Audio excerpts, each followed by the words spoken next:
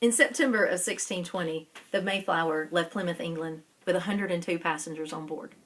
The passengers on board the ship were seeking a new land, a new home, a home that offered the promise of prosperity, land ownership, and religious freedom. However, in the first winter in that new land, the settlers found a brutal and treacherous winter. Most of them remained on ship throughout the winter to survive contagious disease and survive the harsh elements.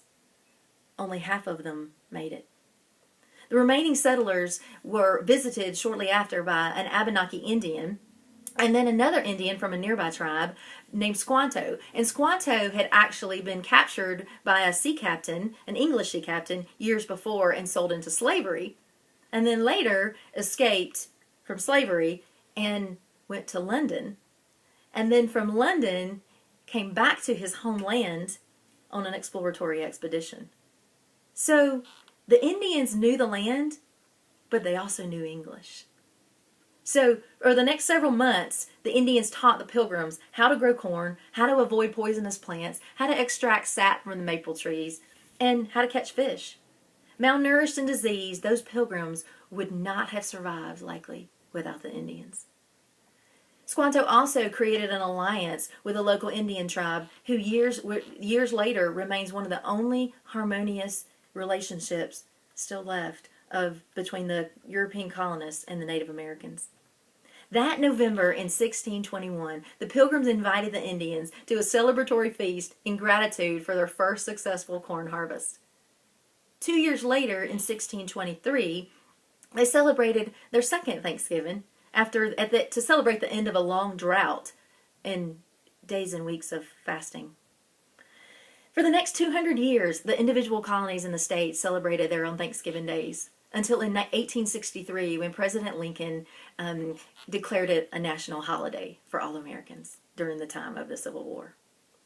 Thanksgiving today still remains a time of feasting, of celebrating, of relaxing with family and friends. Yet, for so many of us, Thanksgiving has lost so much of its meaning. The Thanksgiving that the first settlers knew is not the same Thanksgiving today. So may we reflect a little bit and recover some of the significance of Thanksgiving. Thanksgiving actually is about the promise and attainment of ownership and greater prosperity. It's about the hope and the courage to pursue new endeavors, new lands, and bigger visions. It's about the beauty and the enjoyment of unity and harmony and peace that comes with connection and acceptance, understanding, and loving people, even if they're different. It's about the blessing of helping people who need what we have been given and who need and want what we've learned. It's about the discipline and the commitment to work hard and do what it takes to get what we want. The perseverance through struggle and hardship until we experience that breakthrough.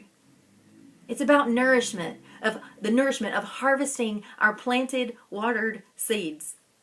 And it's about the transformation from surviving to thriving.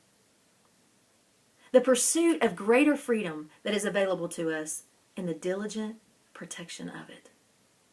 The creation of something larger than ourselves that offers love and health and freedom, joy, and life to our fellow sojourners.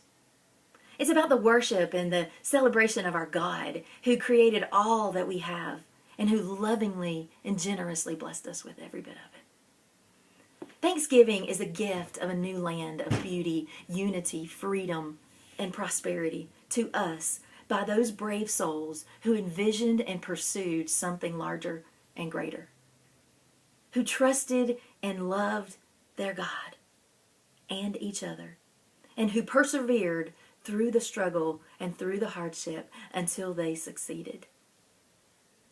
So today, may we give thanks, and may we follow in their footsteps.